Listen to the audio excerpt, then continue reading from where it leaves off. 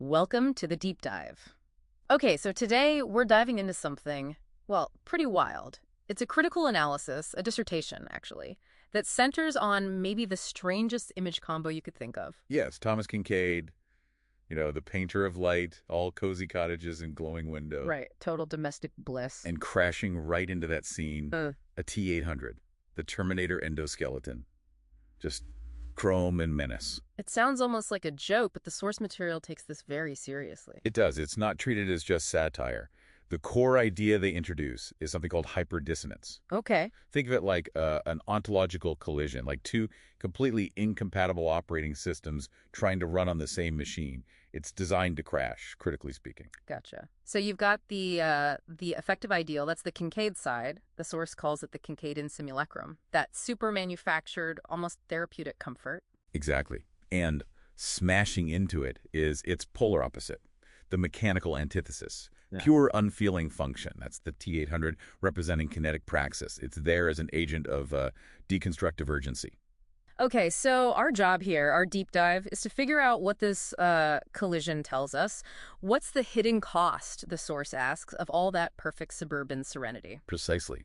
What are you actually giving up for that friction-free quiet? All right, let's break down the Kinkade part first. The post-domestic simulacrum. It's like the Instagram filter version of home life, right? Hiding all the mess. Absolutely. And the light is crucial. It's not just pretty lighting. How so? The dissertation calls it Theologia Lucis, the theology of light. It's that signature Kinkade glow, right? But it argues that light is manufactured. It's designed to retrofit the scene with this false sense of grace, both material and spiritual. And in doing so, it suppresses What?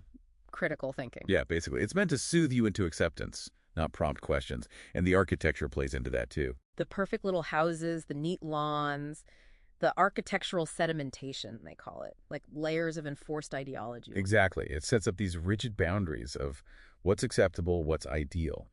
But the source makes a really interesting point here. What's that? That the sheer perfection of it all, the absolute lack of any flaw, any weed, any sign of real life, actually reveals the fundamental fragility of its ideological promise.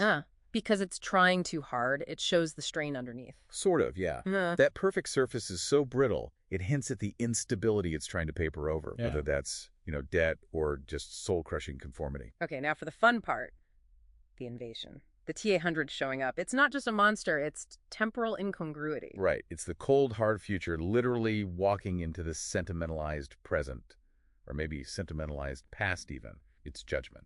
And it moves differently. Kinkade's world is all about static oblivion, right? Like, this perfect moment lasts forever.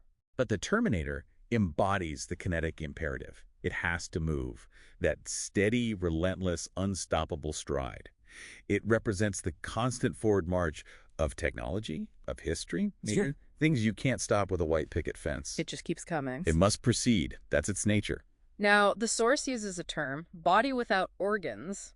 Sounds intense. Can we kind of boil that down for the listener? Yeah, sure.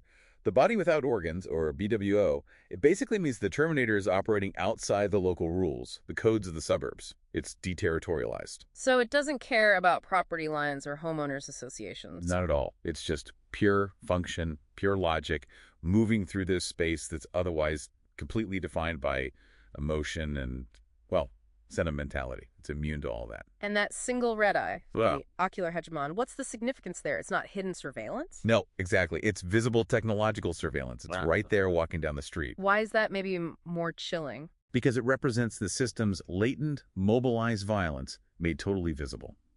You can maybe ignore abstract data collection, but you can't ignore this. It's the algorithm walking.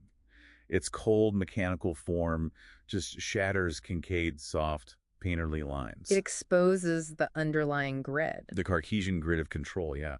It confirms that the logic of the machine, of computation, has completely infiltrated this space of supposed comfort and is now, like, physically present. Wow. Okay, so pulling this all together, what's the takeaway? This isn't just funny or weird, it's a serious critique. Right.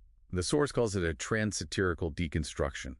It uses this extreme absurdity to force you, the viewer, to confront the instability hidden beneath all that cozy domesticity. The endoskeleton showing up basically proves that the comfort we're sold is fragile because the underlying systems tech, economics, whatever, are fundamentally indifferent to our feelings. Exactly. And it leads the source to suggest something called a hermeneutics of the ridiculous, meaning we should maybe take seemingly absurd cultural artifacts like this image really seriously as analytical tools. What if Monet's fast food ads or Jackson Pollock children's books held similar critical insights? That's a fascinating thought. So the final question for you listening is the one the source kind of leaves us with. What particular chrome skeleton might be marching towards your front door right now, disguised by comfortable, maybe even Kinkade-esque aesthetics? Something to chew on as you look around your own simulacrum.